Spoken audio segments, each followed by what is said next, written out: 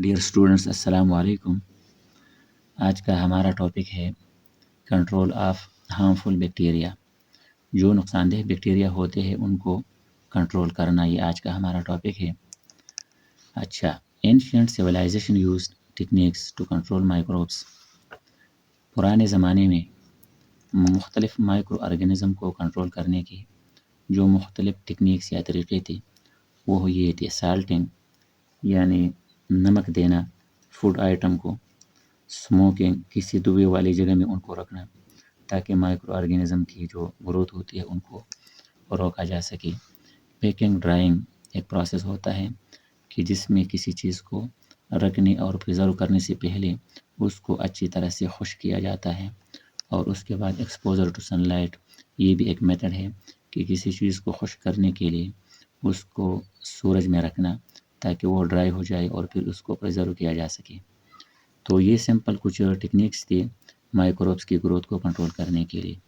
پھر اس کے بعد 19 سینچری کے ہاف میں یہ 2 سائنٹسٹ یا بیکٹیریالوجسٹ آئے، لوئس پاسچر اور رابرٹ کوک، اور انہوں نے بیکٹیریا کے متعلق کافی ریسرچ کی۔ پھر اس کے بعد مختلف میتھڈس انٹروڈیوس ہو گئے تاکہ ان ہارمفل بیکٹیریا کو کنٹرول کیا جا سکے۔ تو سب سے پہلے فزیکل میتھڈز ہیں۔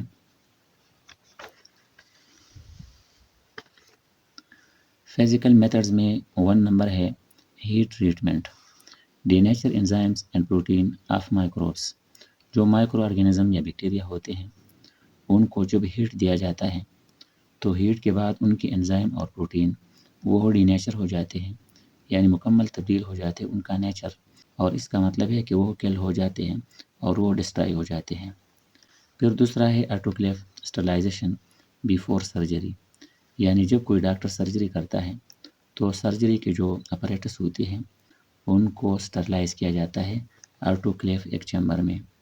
آٹوکلیو چیمبر وہ چیمبر ہوتا ہے کہ جس میں سٹیم موجود ہوتا ہے اور انڈر پریشر سٹیم ہوتا ہے، تو اس سٹیم کی وجہ سے اسٹرلائزیشن ان ایکوپمنٹس یا اپریٹس کی ہو جاتی ہے، اور وہ ایکوپمنٹ اسٹرلائز ہو جاتے ہیں، یعنی وہ جراثیم سے پاک ہو جاتے ہیں، اور پھر ان کو پیشنٹ کے لیے یوز کیا جا سکتا ہے۔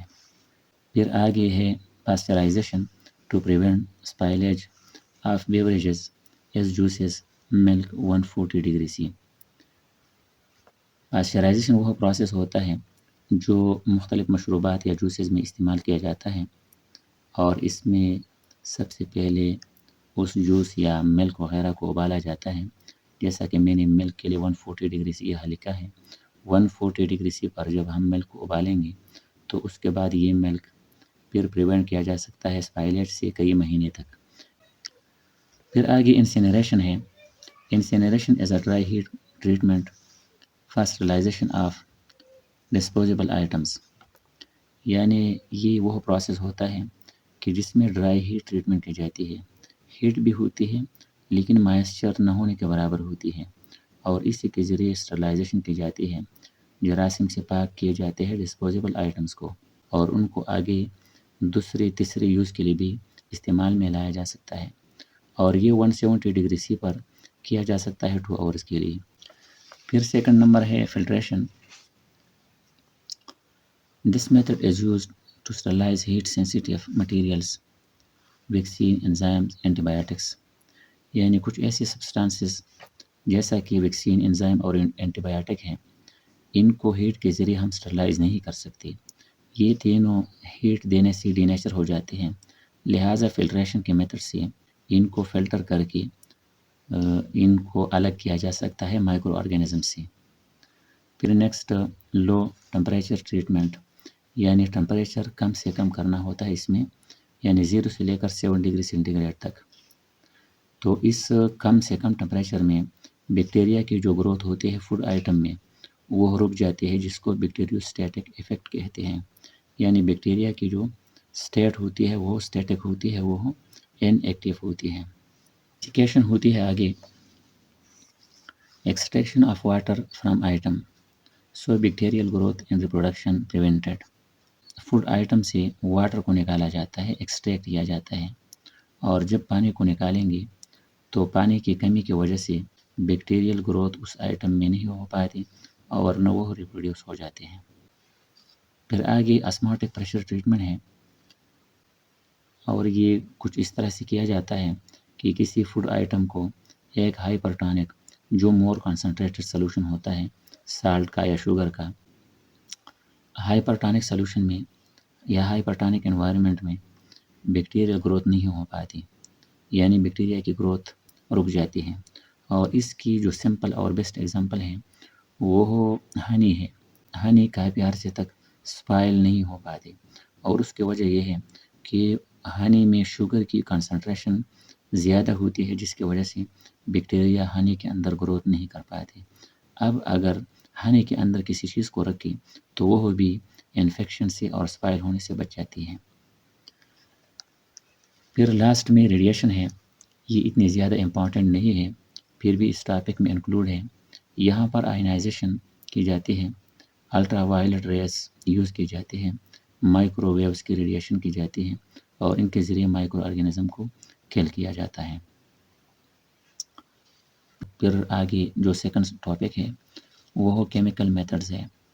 Chemical methods to control harmful bacteria, تو اس میں سب سے پہلے فینولکس ہے۔